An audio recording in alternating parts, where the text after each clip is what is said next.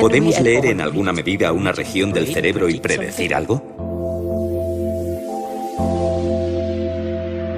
¿Pueden controlar nuestras mentes? Es un buen producto. Haremos experimentos para alcanzar una mayor comprensión del comportamiento del consumidor. ¿Quieres probarlo? Claro. ¿No es una especie de detector de mentiras? Hacemos preguntas y esperamos obtener la respuesta correcta.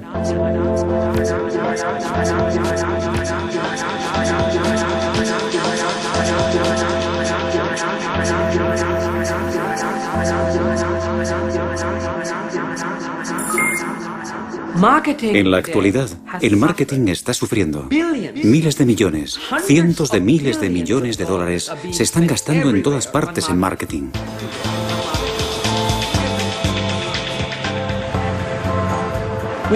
Estamos expuestos a 2 millones de anuncios televisivos a lo largo de nuestra vida, lo que equivale a ver 8 horas de anuncios 7 días a la semana durante 6 años. La economía está en recesión, de modo que cada dólar que se gaste debe producir resultados óptimos. El neuromarketing hace que cada dólar gastado resulte extremadamente eficiente en términos de marketing. Así que el neuromarketing está utilizando nuevas y sofisticadas técnicas de investigación cerebral. Y todas tienen un objetivo, la comprensión de la parte no consciente de nuestro cerebro.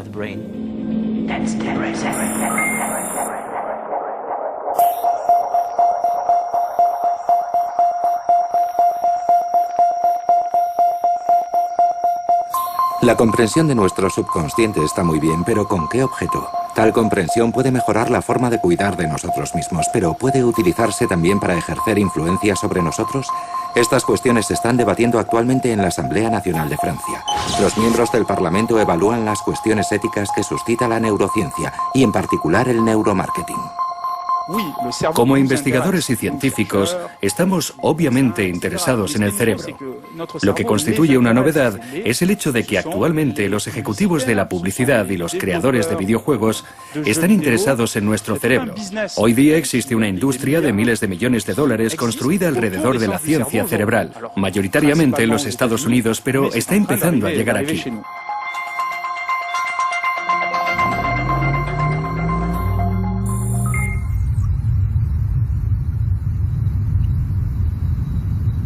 El neuromarketing es la utilización de técnicas de la neurociencia con técnicas clásicas del marketing, y su objetivo es ver cómo el cerebro reacciona ante algo nuevo, por ejemplo, productos, campañas publicitarias o avances de películas.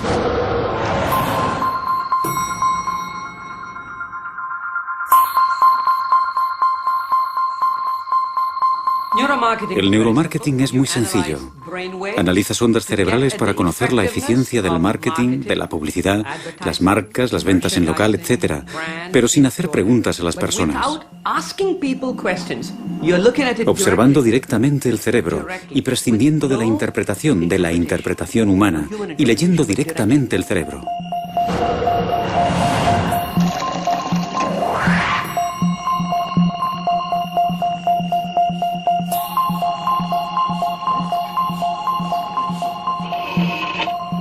Utilizando la imagen por resonancia magnética funcional, podemos diseccionar zonas del cerebro con una resolución milimétrica.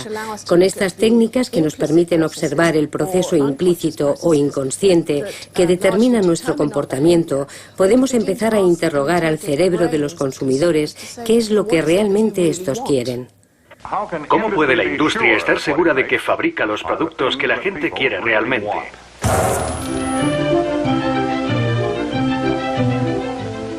Aquí comienza la historia, en el centro de opinión. Estas mujeres están llevando a cabo una investigación.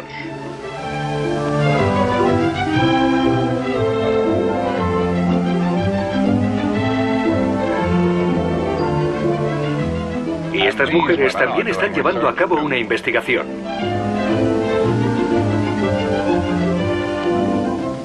Las mujeres que acaban de ver no son investigadoras profesionales.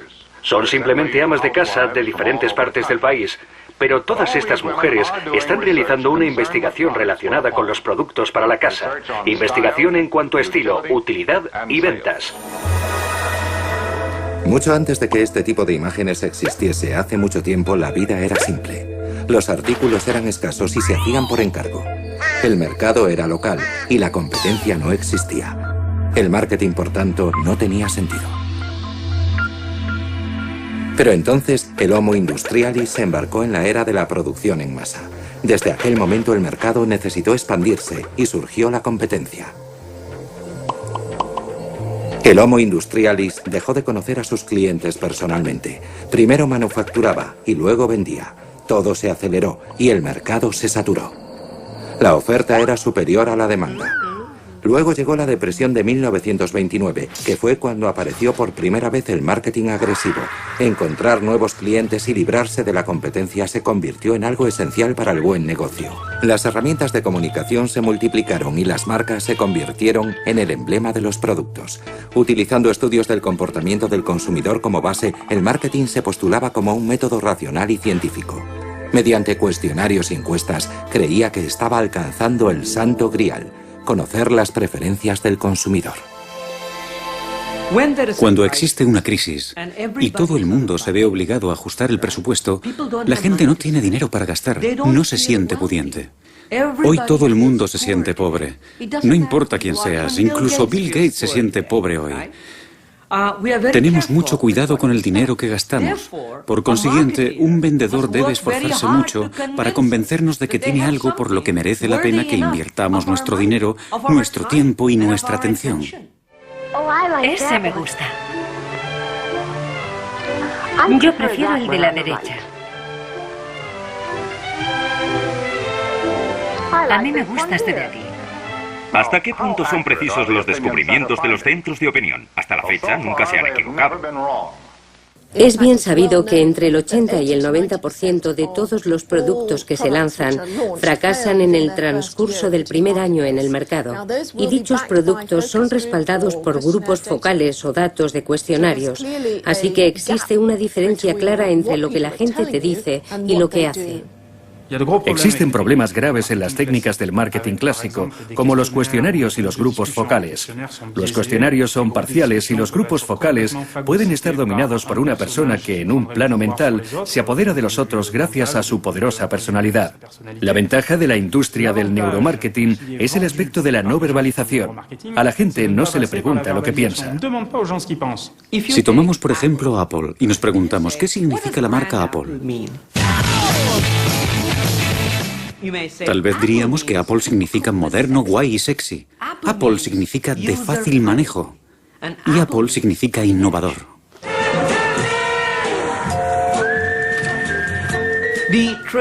La forma tradicional de hacerlo sería acercarse a alguien y preguntarle: ¿cree usted que es guay, moderno y sexy? ¿Cree que Apple es innovador? Pero en el momento en que yo le hago una pregunta a usted, ya estoy invitándole a dar una respuesta. Si le preguntas a una persona, nunca obtendrás la respuesta correcta. Por eso nosotros la buscamos en lo más profundo del subconsciente, donde está realmente impresa la marca. A los miembros del jurado se les pide que tengan en cuenta una serie de características diferentes. De modo que hacer preguntas a los consumidores no funciona realmente. ¿Pero por qué? ¿Por qué los consumidores no cuentan la verdad? ¿Mienten? ¿Tienen miedo de confesar sus preferencias? Por ejemplo, ¿el brioche por delante de las judías verdes o el chocolate antes que la lechuga? ¿O es porque en realidad no saben cuáles son sus preferencias? ¿Son nuestras elecciones el resultado de nuestras emociones y no de nuestro raciocinio? A los miembros del jurado se les pide que tengan en cuenta una serie de características diferentes. En lo más profundo del subconsciente. Es tranquilizador creer que todo lo que hacemos es medido y sopesado, pero si observamos el modo en el que tomamos las decisiones, veremos que las emociones juegan un papel muy importante. Al principio, el hombre necesitaba un cerebro para respirar, comer, huir del peligro y reproducirse.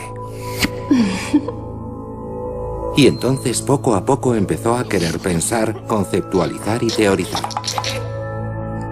Para hacerlo, contaba únicamente con su raciocinio y creía que las emociones eran un obstáculo. Pero estaba equivocado. La razón no es nada sin las emociones.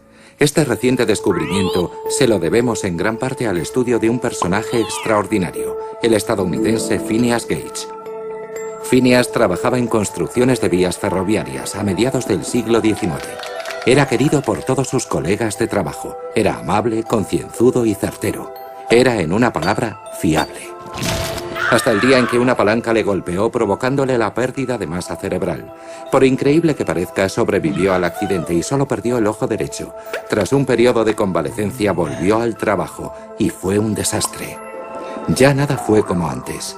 Tenía un carácter irascible y era incapaz de tomar una decisión sensata. Phineas fue despedido y durante los 12 años siguientes saltó de empleo en empleo y de empresa en empresa, dejando siempre tras de sí el recuerdo de un hombre insufrible. Gracias a Phineas y otros como él, los científicos descubrieron que el cerebro que piensa, calcula y decide es el mismo cerebro que ríe, llora, ama y experimenta placer. Cuando tomamos una decisión, la emoción tiene la preponderancia. La emoción ayuda al cerebro a examinar toda la información con la que tiene que lidiar. Pero la mayoría de las veces no somos conscientes de esa implicación emocional y siempre justificamos nuestras decisiones racionalmente después del acontecimiento. Por eso preguntas como ¿por qué le gusta ese teléfono móvil? O ¿por qué eligió ese coche? No nos dicen mucho realmente sobre los deseos más profundos del consumidor.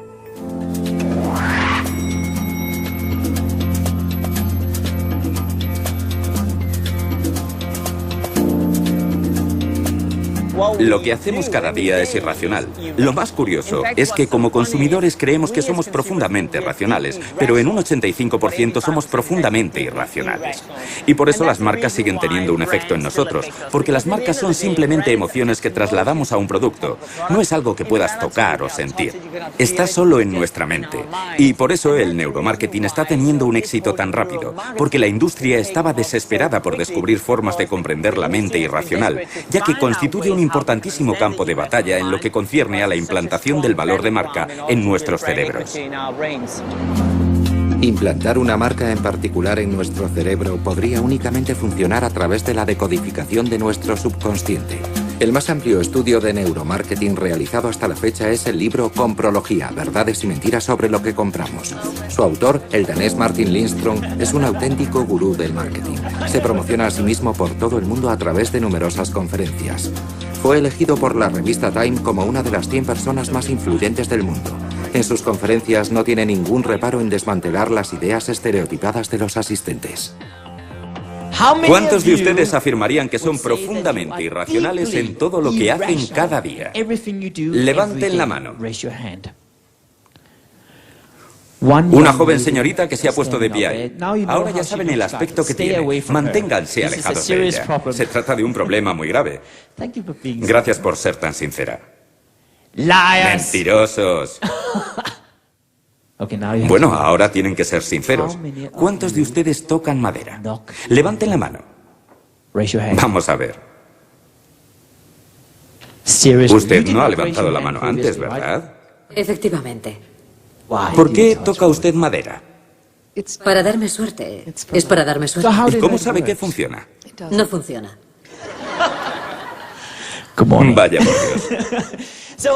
Entonces, ¿tenía usted 5 trozos de madera, 5 trozos de plástico y 5 trozos de piedra? ¿Y los tocaba todos para ver cuál funcionaba? No. Somos profundamente irracionales cada día. Nuestras reacciones emocionales son involuntarias, básicamente automáticas. Las emociones están localizadas en la parte inferior del cerebro, el tálamo. El tálamo no se controla conscientemente. El concepto de emoción es para mí misterioso. Por ejemplo, si preguntamos al propietario de una marca actual, nos enseñará una fotografía de una mujer sosteniendo en sus brazos a un bebé y nos dirá que eso es emoción. Para mí la emoción no es consciente, es algo que nos cuesta expresar, algo que tiene lugar sin que nosotros seamos conscientes de por qué sentimos lo que sentimos. Así que emoción es básicamente la esencia de lo que una marca es. Ahora empiezo a ver lo importante que es comprender vuestras emociones. Las emociones han sido totalmente incomprendidas durante los últimos años por el mundo de la publicidad. Y la razón principal es porque no hemos sido capaces de medirlas.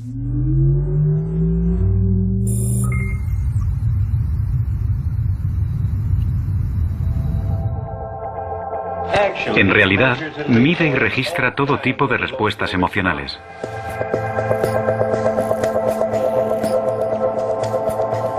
Los psicólogos y los científicos llevan mucho tiempo intentando medir las emociones, pero también los directores de marketing.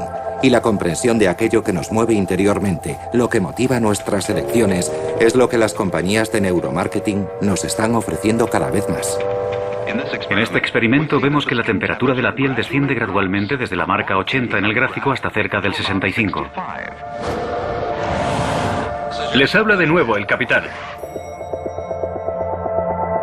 Aquí, en Berkeley, Neurofocus, una de las compañías de neuromarketing más grandes del mundo, afirma que puede medir la eficacia de un anuncio por medio de un electroencefalograma.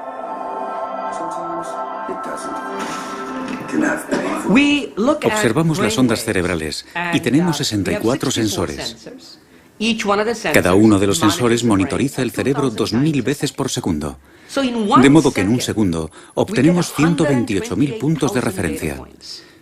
Imagínese lo que obtenemos en 30 segundos, lo que obtenemos en un minuto. Miles de millones de puntos de referencia, ¿verdad? Con esto medimos 3 parámetros, solo 3 parámetros, con enorme precisión. La precisión. Ser precisos es muy importante para nosotros, porque somos una compañía de carácter científico.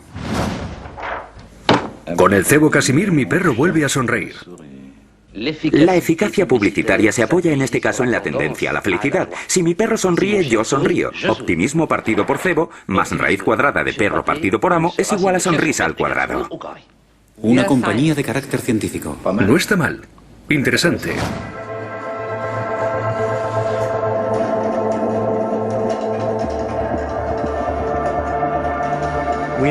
Medimos sus ondas cerebrales en respuesta a un anuncio de 60 segundos.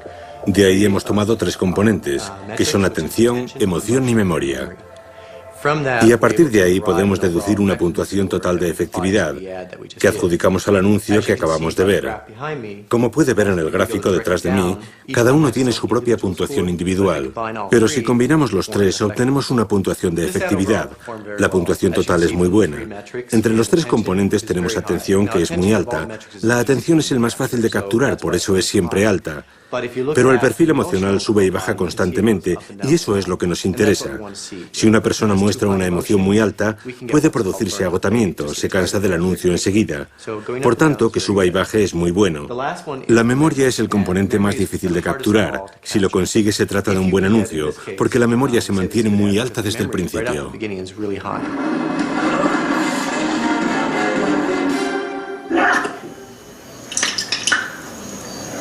Guepardo malo.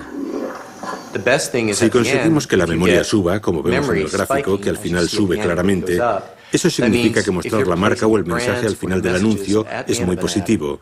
Y sabes que el consumidor se marchará recordando la marca o el anuncio.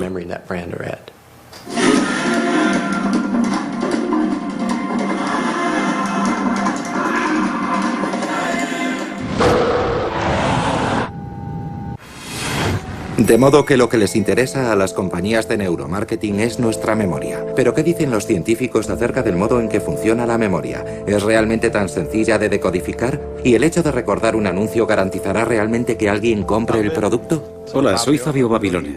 Encantado de conocerte. Bien, hoy vamos a hacer un electroencefalograma para registrar la actividad de tu cerebro mientras ves una película. Bueno, puedes sentarte aquí.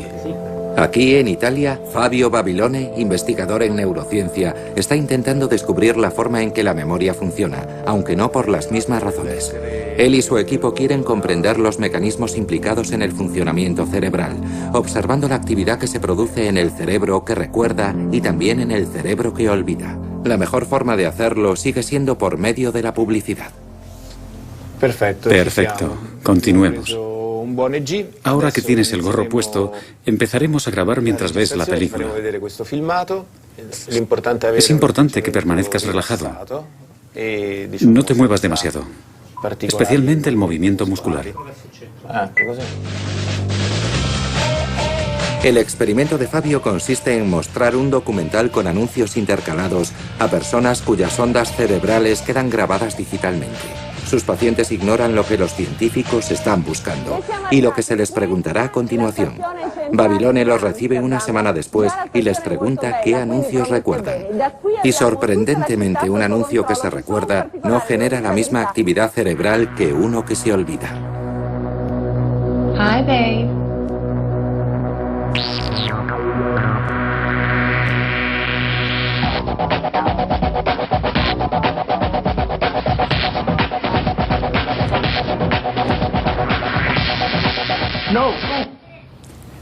Hemos realizado este estudio con 20 personas.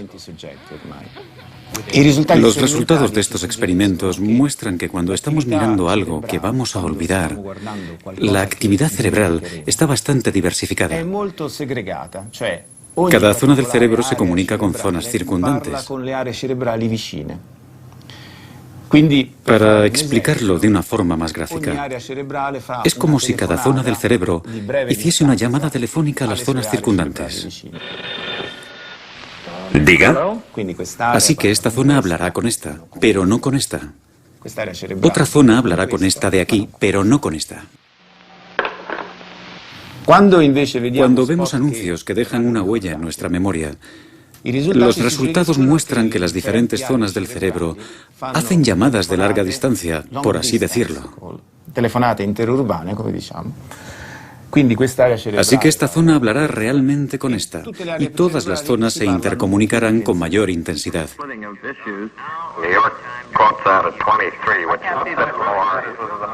En los ejemplos que hemos visto, la habilidad para recordar no está necesariamente vinculada a la necesidad o deseo de comprar el producto.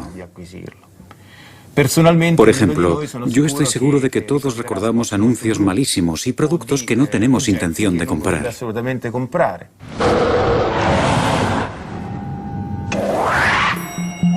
El hecho de que recordemos un anuncio no significa necesariamente que vayamos a comprar el producto. Pero, ¿qué ocurre con nuestras emociones? ¿Están involucradas en la decisión de compra? ¿Y por qué interesa tanto el proceso que conduce a la toma de la decisión? Porque, sin ser conscientes de ello, empleamos tiempo tomando decisiones. Desde la ropa que llevamos hasta las acciones que realizamos cada día, nuestra vida es una sucesión de decisiones. Aquí, en Palo Alto, los investigadores están interesados en el papel que juegan las emociones en la toma de decisiones. Partiendo de ahí, estudian la decisión tomada en la compra de un producto, porque es rápido y fácil de observar. Lo que interesa a nuestro laboratorio y a otros laboratorios es lo que ocurre emocionalmente, no solo como resultado de algo que te ha sucedido, como por ejemplo haber sacado un sobresaliente en un examen o haber ganado $100, sino también antes de que eso suceda, antes de que tomes la decisión y conozcas lo que finalmente sucede. Si te encuentras en un estado emocional, ¿puede eso influir en tu decisión y en tu comportamiento? Realizamos un experimento para investigar la manera en que la gente compra cosas, porque ir de compras constituye la decisión económica típica que la mayoría de nosotros tomamos. Y ello tiene un interés obvio para los economistas, vendedores, psicólogos, etc. Para comprobar si las emociones pueden predecir nuestro comportamiento a la hora de comprar, Brian Knudson pidió a sus pacientes que comprasen mientras eran observados a través de una resonancia magnética. Al principio les dio $40. Luego les enseñó una serie de artículos que podían comprar o no. Ellos podían marcharse con su compra y quedarse con el dinero sobrante. Sorprendentemente, Brian Knudson predijo sus decisiones antes de que ellos las expresasen verbalmente, simplemente observando su actividad cerebral. Descubrimos que cuando las personas veían un producto, si se producía actividad en cierta parte del cerebro relacionada con la anticipación de buenos acontecimientos, llamada núcleo accumbens, esas personas eran más proclives a responder afirmativamente, incluso antes de haber visto el precio. Pero cuando veían el precio, si se producía actividad en otra parte del cerebro que parecía estar relacionada con la anticipación de malos acontecimientos y otras funciones, entre las que podrían incluirse situaciones como anticipar un ataque o ver a otra persona sufriendo, si veíamos más activación en esa región aislada cuando la gente veía el precio, era más proclive a dar una respuesta negativa.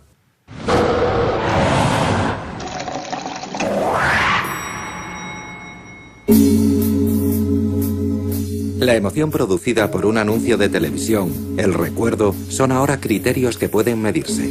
¿Pero es eso suficiente? ¿Tiene un anuncio el mismo impacto independientemente de en qué franja horaria se emita? Neurosense, la compañía de neuromarketing más grande de Europa, ha realizado un estudio sobre la implicación de los espectadores cuando contemplan un anuncio de televisión. MTV, la cadena que encargó el servicio, quería saber si había una forma de afinar la colocación de sus anuncios teniendo en cuenta los programas entre los cuales van intercalados. Una vez más, una paciente a la que se le hace una resonancia magnética ve un capítulo de South Park con anuncios intercalados. ¿Dónde estaba usted el día que se produjo el tsunami? ¿Dónde estaba la noche del desastre ferroviario de Paddington? ¿Dónde estaba usted el día en que 1 millón de personas huyeron de Sudán? La Cruz Roja estaba allí y continuamos estando ahí para ayudar a millones de personas cuyas vidas han quedado devastadas. Estas imágenes son en directo. Estos son los datos que David está recabando y contemplando ahora mismo. Vemos que las zonas visuales y auditivas responden, de modo que sabemos que el experimento funciona. Descubrimos que el cerebro, en su totalidad, era mucho más activo cuando los anuncios se colocaban y se percibían en un contexto de programación congruente que cuando se colocaban en uno incongruente. Así que se veían zonas relacionadas con la codificación de la memoria, la atención, la comprensión o carga emocional. Una franja amplia de zonas cerebrales. Si miramos el aspecto inverso y nos preguntamos, ¿qué zonas son más activas cuando el anuncio que contemplamos se encuentra en el contexto de programación incongruente? Vemos esto. ¿De acuerdo? Estos son datos exactos producidos por estímulos idénticos. De modo que es evidente que existe realmente una ventaja a la hora de colocar la programación y además podemos cuantificarlo, saber cuánta codificación, por ejemplo codificación de la memoria, se produce en un contexto apropiado. Lo que demuestra las ventajas de colocar tu anuncio en un contexto de sentido común en vez de pagar un dineral para que se emita en prime time en un contexto incongruente. ¿Y todo eso no resulta obvio? Quiero decir, si por pura intuición no resulta obvio que no tiene sentido poner un anuncio de Cruz Roja en medio de un capítulo de South Park. Sí, a nosotras nos lo parece, ¿verdad? Pero la cuestión es cómo medir eso. Conseguir una evaluación objetiva para que la industria cambie su forma de hacer las cosas, aunque a nosotras nos parezca de sentido común que debería ser así. En cualquier caso, los anuncios se emiten de forma inapropiada en horario de prime time.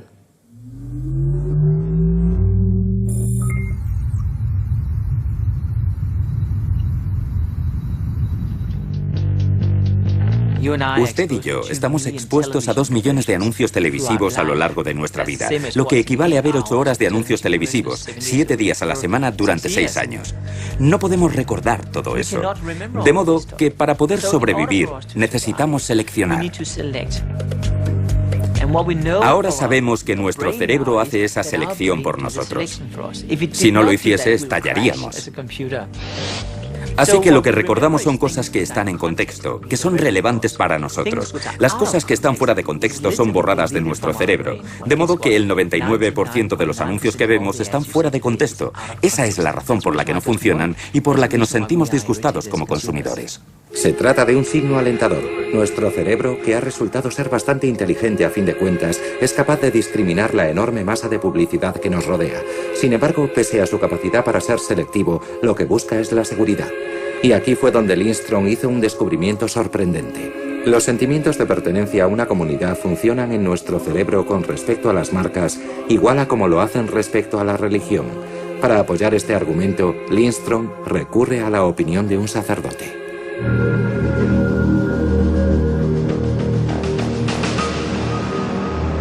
El culto hacia una marca y el culto hacia una iglesia comparten grandes similitudes. Es una cuestión de lealtad. La gente que toma una determinada decisión experimenta un agradable sentimiento de lealtad, porque independientemente de la decisión que tome, siente que es el reflejo de una verdadera preferencia. Y eso les hace experimentar un sentimiento de bienestar, de plenitud. Hay una estrecha relación entre una marca en el sentido religioso del término y una marca en el sentido comercial. Existen connotaciones no solo psicológicas, sino también espirituales.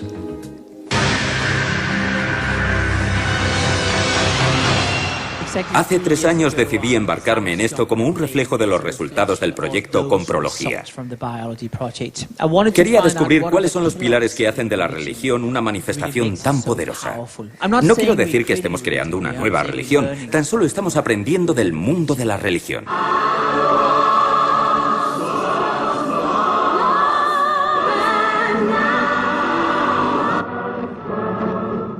Cuando tomamos como punto de referencia marcas como Apple, Harley Davidson y la fe cristiana, observamos una gran actividad en la región central del cerebro, donde se localiza el sentido de la pertenencia, la zona del temor, mucho temor, pero un sentido de la pertenencia muy acusado. Puedes citarlos, estar en desacuerdo con ellos, glorificarlos o vilipendiarlos, pero lo único que no puedes hacer es ignorarlos. Porque ellos cambiaron las cosas, hicieron progresar a la humanidad. Y mientras algunos ven en ellos a unos lunáticos, nosotros vemos a unos genios. Porque solo las personas que están lo bastante locas como para pensar que pueden cambiar el mundo son las que lo hacen.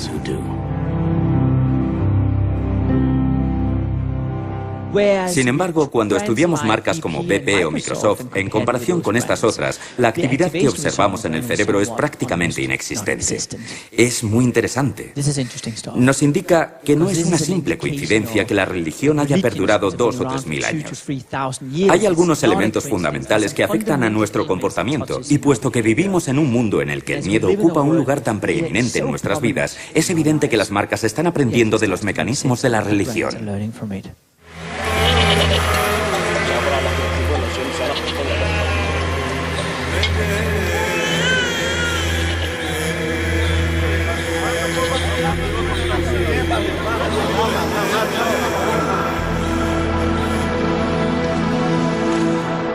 What, Moses? We are fucking lost.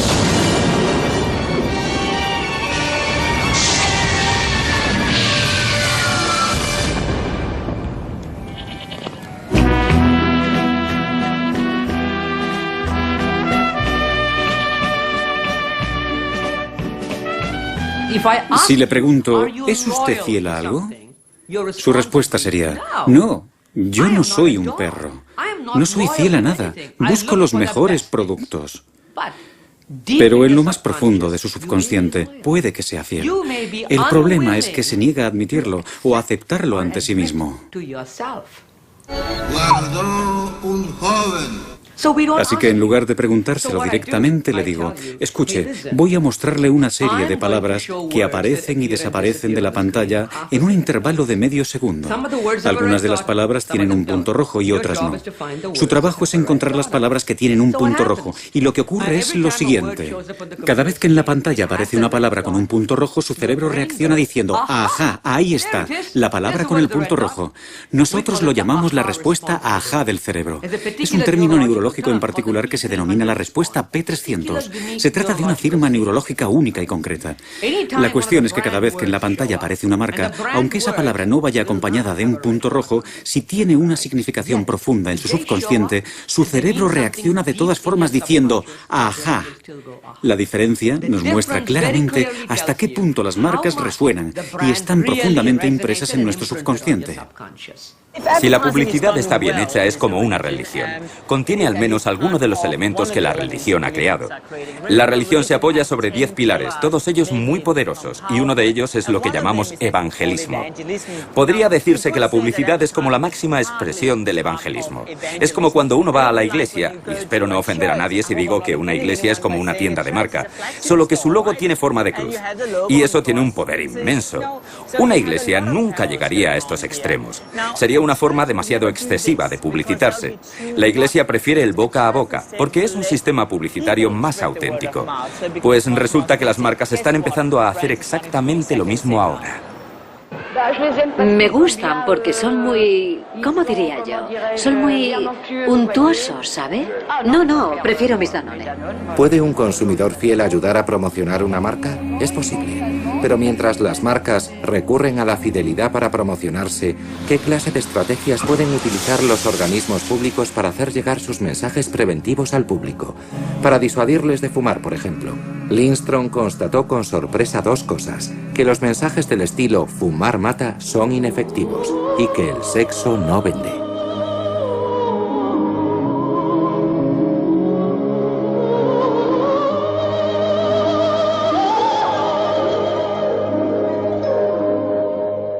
Los descubrimientos más sorprendentes del proyecto Comprología fueron dos. El primero, los anuncios sanitarios preventivos en los paquetes de cigarrillos. No solo descubrimos que no funcionan, sino que de hecho producen el efecto contrario. Fue una enorme sorpresa. Este es el ejemplo de un producto que representa una de las mayores cosechas en los Estados Unidos y uno de los artículos para el consumidor más controvertidos.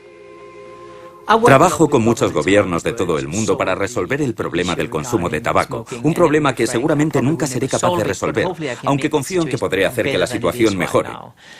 Lo que hemos aprendido es que cuando el consumidor coge una cajetilla y ve un anuncio preventivo, se activa en primer lugar el núcleo accumbens del cerebro, la misma zona del cerebro donde se despierta el deseo adictivo. Lo que ocurre es que 10 segundos después de ver un anuncio preventivo, enciendes tu cigarrillo y te sientes bien. Pasados 10 minutos, al encender otro cigarrillo, vuelves a iniciar el mismo ciclo. Lo que sucede entonces es que empiezas a asociar ese anuncio preventivo con una sensación de bienestar.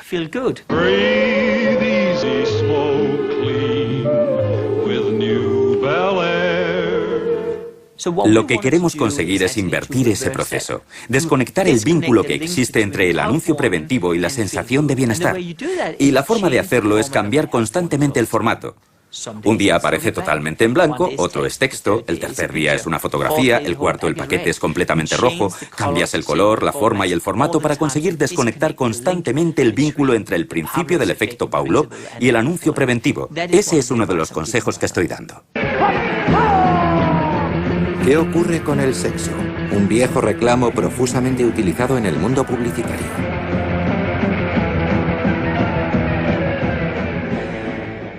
El sexo, publicitariamente hablando, no vende. Lo sabemos gracias a Comprología. Pensábamos que vendía y seguramente lo hizo en el pasado, pero hay dos problemas. Primero, el sexo ocupa un lugar tan preeminente en nuestro cerebro que cuando se hace uso de él, nuestra mente piensa únicamente en el sexo y se olvida de la marca. Quand on n'a rien à cacher, rien à cacher. On le montre, Joker n'a rien à cacher. Joker n'a rien à cacher, rien à cacher. Joker 100% juste, oui, rien à cacher. Joker. Y en segundo lugar, el sexo es hoy en día una materia accesible en todas partes. Puedes entrar en Internet y encontrarlo en 2 minutos. No está envuelto en el misterio como lo estaba hace 10 años. Como consecuencia, no es algo que llame poderosamente la atención. Ya no produce el mismo efecto, por ejemplo, que un anuncio francés de hace muchos años que me viene a la memoria, en el que una mujer aparecía todas las semanas con los pechos ocultos tras un cartel que decía: "La semana que viene enseñaré más". Aquella campaña publicitaria cosechó un enorme éxito, fue muy controvertida y por esa razón dio tanto que hablar. Si se hiciese algo así hoy en Francia no tendría ninguna repercusión porque ya lo hemos visto todo, así que el sexo no vende. Les habla de nuevo el capitán.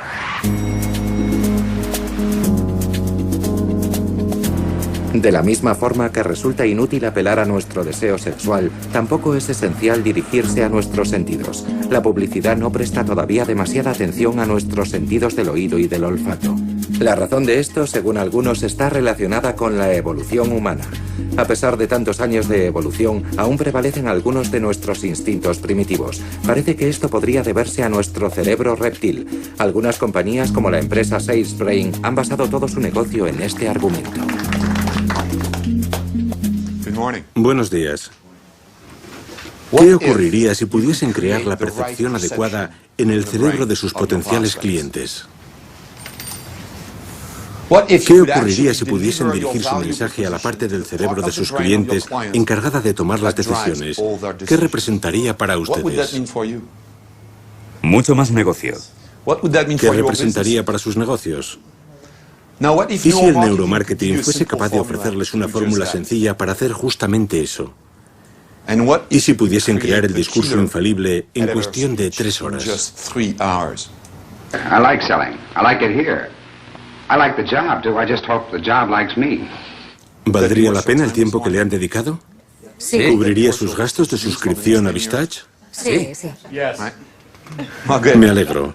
Hola, me llamo Patrick Ramboise. Soy francés. Nadie es perfecto. Como saben, he dedicado mi vida a las ventas y al marketing.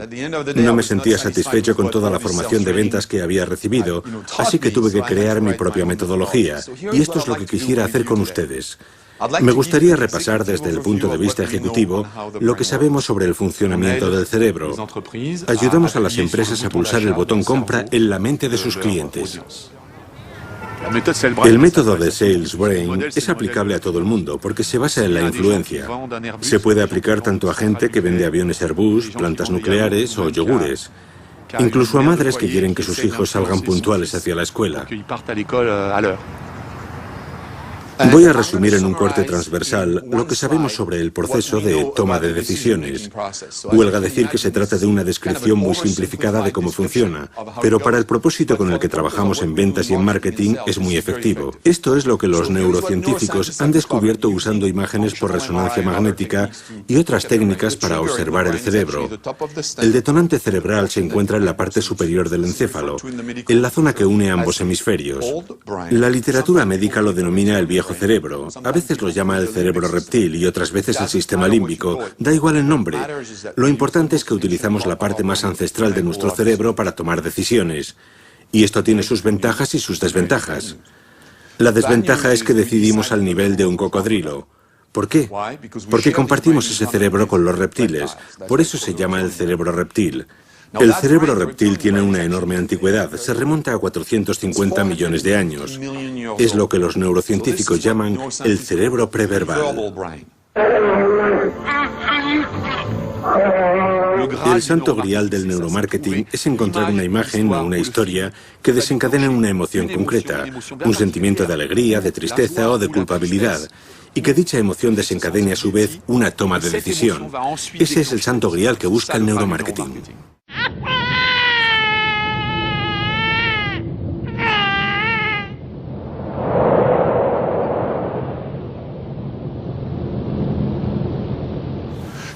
¿Cómo se puede ir más allá de las palabras para transmitir un mensaje valioso? El lenguaje corporal es sin duda uno de los medios.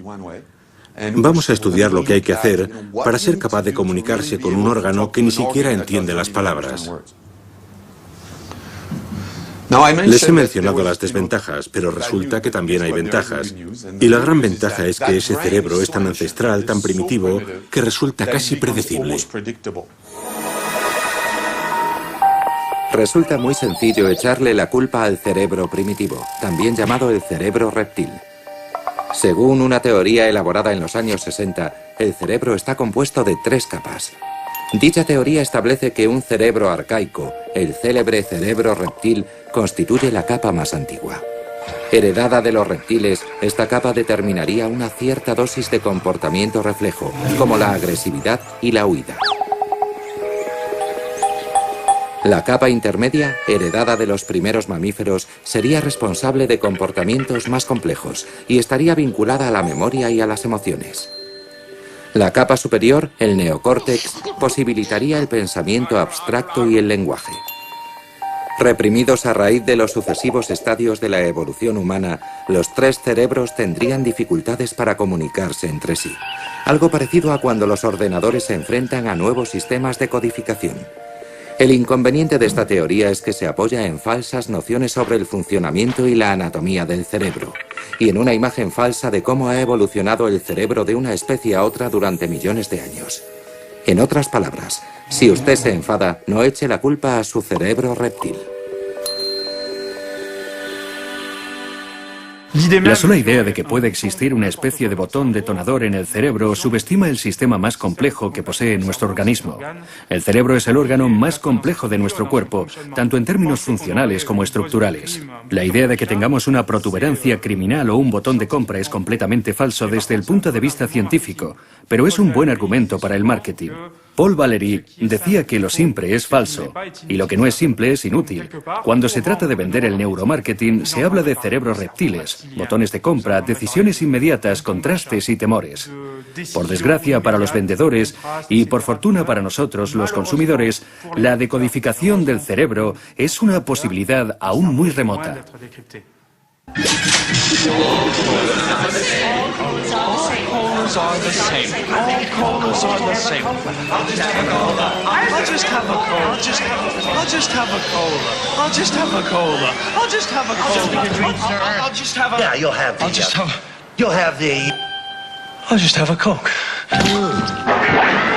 La neurodimensión del neuromarketing estaría entonces por encima de cualquier otra consideración del marketing. ¿Son todas estas medidas útiles?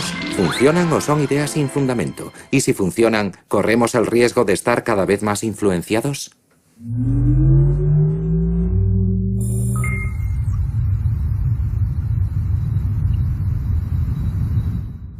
Ningún técnico de ventas honesto le dirá que tiene la solución definitiva, es decir, un anuncio que sea efectivo al 100% gracias a la neurociencia. Todo lo que sabemos sobre el cerebro está sobreestimado por los inversores y por la industria. Por otro lado, sería hipócrita afirmar que el neuromarketing no funciona. Hoy nos encontramos en una posición en la que la neurociencia puede contribuir a ayudarnos a entender o a manejar ciertas situaciones y todos coincidimos en que puede resultar útil. Si aporta cosas en estudios de esa naturaleza cuyo objetivo es el bien público, es evidente que puede ayudarnos a entender el comportamiento del consumidor. Nunca hacemos nada que tenga que ver con la manipulación. Simplemente medimos reacciones. No creamos anuncios. No creamos mensajes subliminales. No nos acercamos a eso lo más mínimo. No creo que exista un mecanismo o viabilidad económica en el uso de datos obtenidos por medio de imágenes, ni siquiera los obtenidos a través de un grupo focal, que puedan servir para manipular a los consumidores. Lo único relevante es que cuando tratas de vender al consumidor algo que no le interesa, simplemente no lo compra. Subliminal advertising. A very subversive technique which uses images flash before our eyes that last only a split second, but just long enough to imprint in our vulnerable minds a product's name. Not just that either. Sophisticated vocal tricks are sometimes used without our realizing it at a conscious level. Nadie ha esperado a tener imágenes por resonancia magnética o imágenes cerebrales para manipular a la gente y conseguir que compre cosas que no quiere. Manipular o influenciar se puede jugar con las palabras, pero todo se reduce a conseguir que los consumidores tomen decisiones que no desean tomar. Es una técnica inherente al marketing o a la psicología aplicada al consumidor. Por eso los especialistas en neuromarketing se interesan por estas técnicas, porque piensan, ahora voy a manipular todos estos ingredientes para ver si el medidor del deseo varía. Es un punto de vista muy simplista de cómo funciona nuestro cerebro. Este es el proyecto perfecto para ustedes. Este es el proyecto perfecto para nosotros. Los gobiernos deberían intervenir y poner límites entre lo que es permisible y lo que se sale de la legalidad. Una vela proporciona luz. Una vela puede incendiar un edificio. Debemos tener cuidado con el uso que hacemos de la vela y no echarle la culpa a la vela. Es difícil controlar las aplicaciones y considero esencial que los científicos asuman su responsabilidad a la hora de hacer públicos sus hallazgos y de comentar el posible uso de esos hallazgos. Creo que la raza humana puede utilizar estos conocimientos para hacer cosas maravillosas. Soy de los que considera que saber más sobre nosotros mismos solo puede ser beneficioso para el ser humano. Creo que ese es el aspecto más positivo para el consumidor. No podemos colocar un botón de compra en el cerebro del consumidor, gracias a Dios. No podemos controlar el pensamiento de la gente ni leer lo que están pensando.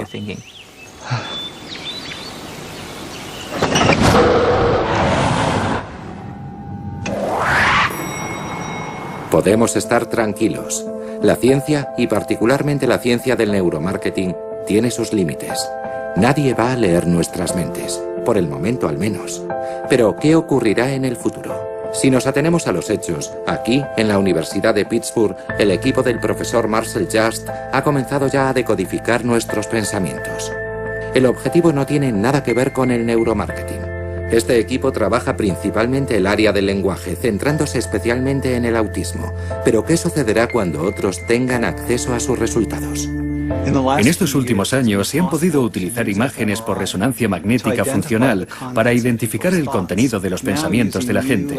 Empleando nuevas técnicas de computación, técnicas de aprendizaje a través de las máquinas, hemos descubierto la relación entre zonas específicas de actividad cerebral con determinados pensamientos. ¿Cómo te encuentras, Justin? ¿Listo para empezar? Sí. Muy bien, tardaremos unos 5 minutos y medio. Procura permanecer lo más quieto posible. Marcel Just ha desarrollado un programa de software capaz de reconocer palabras pensadas por los pacientes que se someten a un escáner de resonancia magnética. Palabras que el ordenador adivina observando su actividad cerebral. Creo que la palabra es apartamento. Respuesta correcta. Eso es, lo ha acertado. Ha acertado 10 de 10 en una prueba con 2 posibles respuestas. Ha hecho pleno. Para todos nosotros significa que, hasta cierto punto, cuando pensamos en una silla, en una manzana, en un martillo o en cualquier otro objeto material, nuestros cerebros reaccionan de una forma muy similar.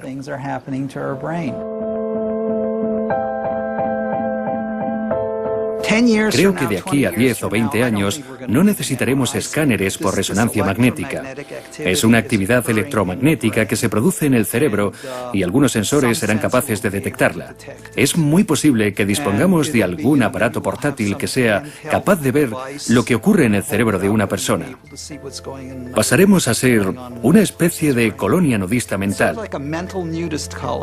No sé cómo se podrá evitar el mal uso de ello.